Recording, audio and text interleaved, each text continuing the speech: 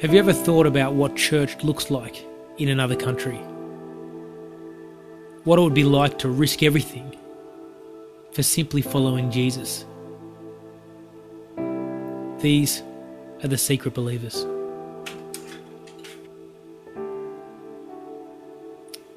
It's 1949 and the People's Republic of China has just been established.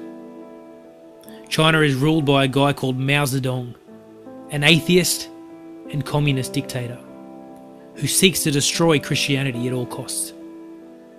It is estimated that there are 1 million Christians in China at this point in time. And for the next 30 years, they face severe persecution.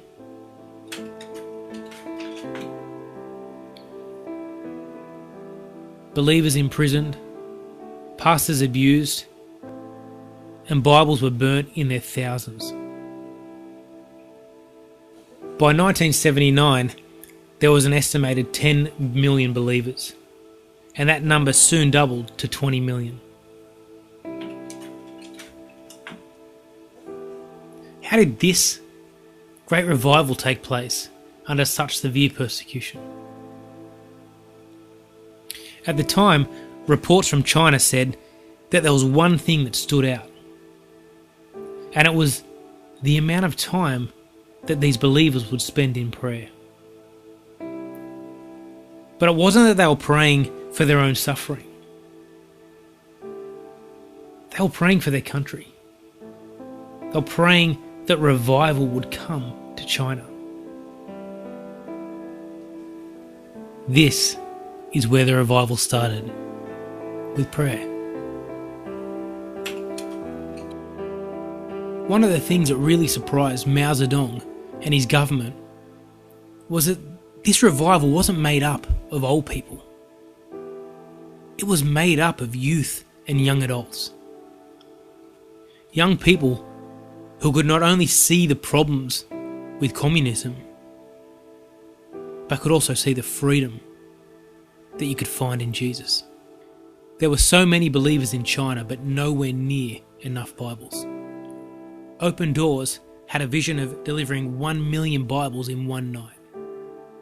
And through prayer and hard work, and against all odds, Project Pearl achieved this. But there was still a thirst for Bibles.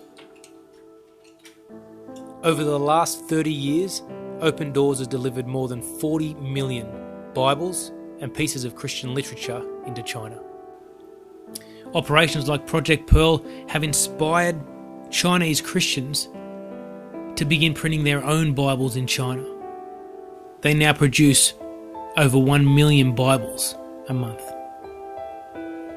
Today there are an estimated 80 million Christians in China, and there is no longer a Bible drought. But this isn't the end. There are new trials to overcome, new goals to reach, and more people who need to hear about Jesus. Christians are still being persecuted.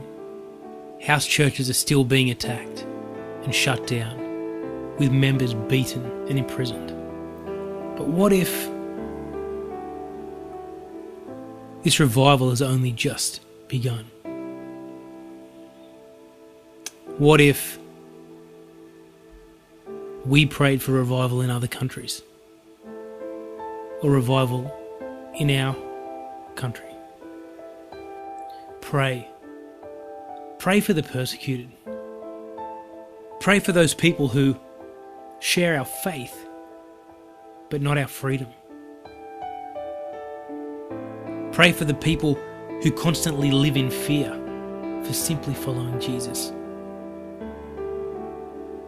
And pray that we might be inspired to make a difference in our country.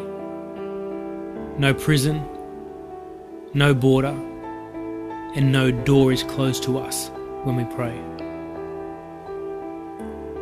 You see, one of the greatest revivals in the history of the world was built on prayer.